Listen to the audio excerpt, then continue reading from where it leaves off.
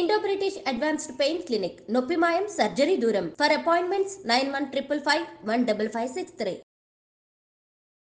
నమస్తే, నేను జీవి సత్యనారాయణ.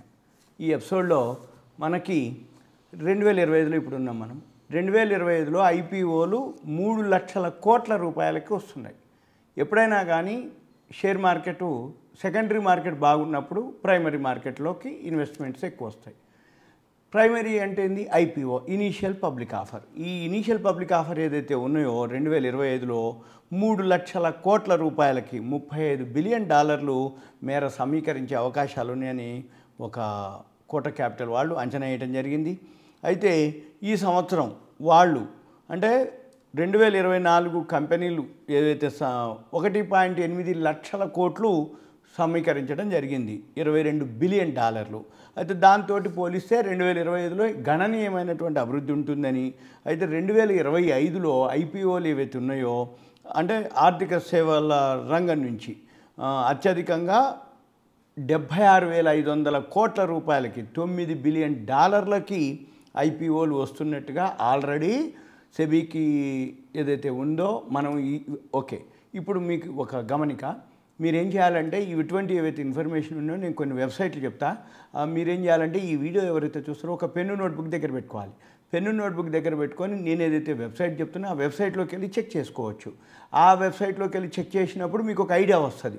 ఇప్పుడు ఏదైతే 2025లో ఏవైతే ఇన్ని వేల కోట్లు అన్ని మనం ఏదైతే చెప్తున్నామో ఇవి అన్నీ ఎక్కడుంటాయి అంటే sebi.gov.in sebi.gov government .gov sebi.gov.in అది క్లిక్ చేసి ఫైలింగ్స్ అని ఒక వర్డ్ ఉంటుంది టైటిల్, దాన్ని క్లిక్ చేస్తే ఏవైతే డ్రాఫ్ట్ ప్రాస్పెక్టస్లు ఫైల్ చేసినటువంటివి అంటే ఏవైతే ఇష్యూలు ఉన్నాయో సెబీకి ఫైల్ చేసినటువంటి ఏవైతే ఉన్నాయో అవి మనము చూడొచ్చు.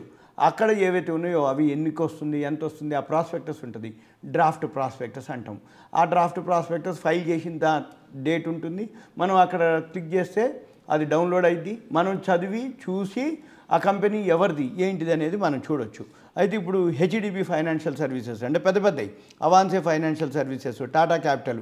హెచ్డిబి అంటే ఏంటంటే హెచ్డిఎఫ్సి బ్యాంక్ వాళ్ళది. తర్వాత అవాన్సే ఫైనాన్షియల్, టాటా క్యాపిటల్ టాటా వాళ్ళదే. తర్వాత ఈకామర్స్ ఎక్స్ప్రెస్, జెప్టో, తర్వాత పెప్పర్ ఫ్రై, తర్వాత అంటే ఇటువంటివి $5 బిలియన్, అవి 42,500 కోట్ల రూపాయలకు వస్తున్నాయి. ఏది మొబిలైజ్ చేయడానికి ఐపీఓ నుంచి మెగా ఇష్యూలు అనమాట ఇవన్నీ.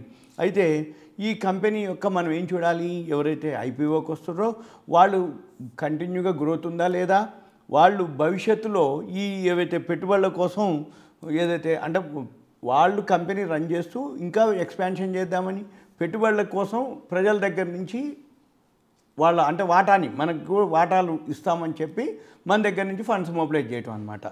తర్వాత ఇవన్నీ ఏదైతే ఉందో రాబోయే రోజుల్లో ఇంకా ఈ సంఖ్య పెరుగుతుంది అనేది అంటే ఐపీఓకి వచ్చే కంపెనీల సంఖ్య పెరుగుతుంది. ఎందుకోసం పెరుగుతుంది అంటే సెకండరీ మార్కెట్ పెరగటం, సెకండరీ మార్కెట్లో ఒడిదుడుకులు ఎక్కువ ఉండటం, ఐపీఓలో ఒడిదుడుకులు తక్కువ ఉండటం. ఐపీఓలో అయితే మనకి తక్కువ రేటుకి దొరుకుతుంది అనేది ఒక రేట్ అనమాట. అంటే కంపెనీ వాళ్ళు వాల్యూస్ని బట్టి మొట్టమొదట కొంచెం తక్కువకి ఇస్తారు కాబట్టి అందరికీ సమానంగా ఇస్తారు కాబట్టి మనం కనుక అప్లై చేస్తే మనకు కనుక అలాట్మెంట్ వస్తే మనకు మంచి రేట్ వస్తుంది అనేది ఐపీఓలో అనమాట. అంటే రిస్క్ తక్కువ, రిటర్న్స్ ఎక్కువ. అంటే రిటర్న్స్ అంటే ఏంటిది, 3-4 డేసే మనం ఇష్యూ ఏదైతే క్లోజ్ అవుతుంటుందో 3 రోజులు ఉంటుంది ఐపీఓ ఓపెన్ నుంచి క్లోజ్కి 3 వర్కింగ్ డేస్. సపోజ్ హాలిడే కనుక సాటర్డే సండే వస్తే 5 రోజులు ఉంటుంది. ఈ 3 రోజులు వర్కింగ్ డేస్ ఏవైతే ఉందో 3rd డే నాడు మనం అప్లై చేయాలి. చేస్తే ఆ 3 రోజులు అయిపోయినాక ఒక రోజు నెక్స్ట్ డే రోజు అలాట్మెంటా రిఫండా అంటే అలాట్మెంట్ అయింది అనుకోండి, ఆ నెక్స్ట్ డే మన ఖాతాకి షేర్లు జమ అవుతాయి. అలాట్మెంట్ వస్తే రిఫండ్ వచ్చింది అంటే బ్లాక్ అన్బ్లాక్ అంటాము. రిఫండ్ వస్తే మన ఖాతాకి పైసలు వస్తాయి అంటే అన్బ్లాక్ అయిపోతాయి. మళ్ళీ మనం ఇంకో ఇష్యూకి అప్లై చేసుకోవచ్చు. అంతే తప్ప ఒక ఇష్యూకి అయిపోయిన తర్వాత మళ్ళీ ఆ ఫండ్స్ అనేవి వితిన్ 3 డేస్లో మనకి ఎన్క్యాష్ అయిపోతాయి. ఎన్క్యాష్ అంటే రీఇన్వెస్ట్మెంట్ చేయడానికి రెడీగా ఉంటాయి. లేదు షేర్లు అలాట్ అయినాయి మన ఖాతాలో జమ అయిపోతాయి, మళ్ళీ నెక్స్ట్ డే నాడు మళ్ళీ ఆ షేర్లు లిస్టింగ్ అవటం కూడా జరుగుతుంది.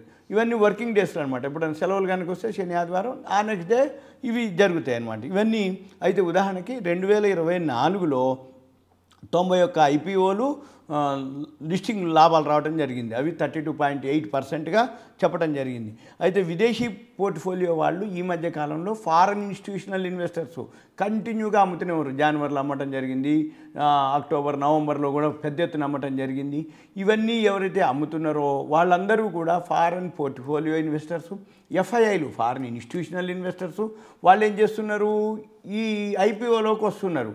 ఐపీఓలోకి వచ్చినప్పుడు ఏదైతే జరుగుతుందో ఈ ఐపీఓల్లో వాళ్ళు అప్లై చేయడం జరుగుతుంది. కాబట్టి మన మార్కెట్లు సెకండరీ మార్కెట్ కంటే ఐపీఓ మార్కెటే బాగుంటుంది. ఐపీఓలో ఏవైతే వాల్యూ ఉన్నాయో అవి ఏవైతే అలాట్మెంట్ వచ్చినాయో ఈ మధ్య కాలంలో చూసి ఉండొచ్చు, అందరికీ ఐపీఓ అలాట్మెంట్ వచ్చిన వాళ్ళకి మంచి మంచి లిస్టింగ్లు వస్తున్నాయి.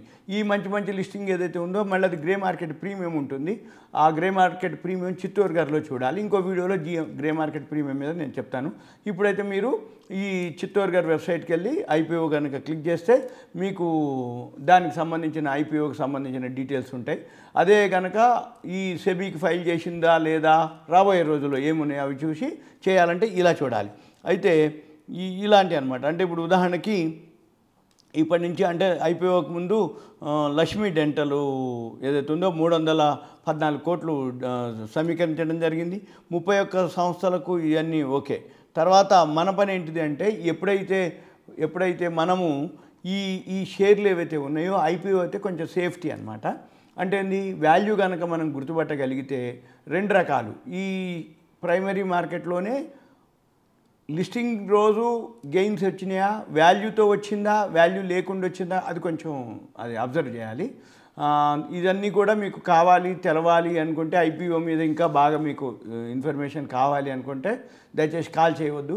మీ పేరు, ఏరియా, వాట్సాప్ మెసేజ్ పెట్టాలి. మీరు దేని గురించి కంటెంట్ అడగదలుచుకోరో అది కూడా ఒక మెసేజ్ పెట్టాలి. పెడితే నేను వీలు చూసుకొని మీకు ఎక్స్ప్లెయిన్ చేయడం జరుగుతుంది. ఇదంతా కూడా మీకు awareness, education, information, knowledge purpose మాత్రమే. 2025లో రాబోయే రోజులు అంటే జనవరి 20వ తారీఖు ట్రంప్ ప్రమాణ స్వీకారం, ఫిబ్రవరి 1వ తారీఖు మన జనరల్ బడ్జెటు, ఈ తర్వాత థర్డ్ క్వార్టర్ రిజల్ట్స్ ఇప్పుడు ఆల్రెడీ జనవరిలో డిసెంబర్ అయిపోయినటువంటి థర్డ్ క్వార్టర్ రిజల్ట్స్ రావడం జరుగుతుంది. ఇవన్నీ కూడా మార్కెట్కి అనమాట. అయితే ఐపీఓ కూడా మార్కెట్ బాగున్నప్పుడే ఐపీఓ కూడా మార్కెట్ బాగుంటుంది. ఐపీఓ షేర్లు కూడా బాగా అంటే ఎక్కువ రావటం జరుగుతుంది. ఎప్పుడైతే మార్కెట్ బాగలేదనుకోండి ఐపీఓలు పోస్ట్పోన్ అవటం, ఐపీఓలు వాల్యూ ఉన్నాయి ఏవో ఒకటి అరా తక్కువ రావటం. మన పని ఏంటిది, ఏదైతే ఐపీఓకి వస్తుందో ఆ ఐపీఓ ఎలాంటిది ఏంటిది అనేది మనం చూడాల్సి ఉంటుంది. ఇంకో వీడియోలో ఇంకో దాని గురించి నేను మీకు ఎక్స్ప్లెయిన్ చేస్తాను. Thank you. సెలవు.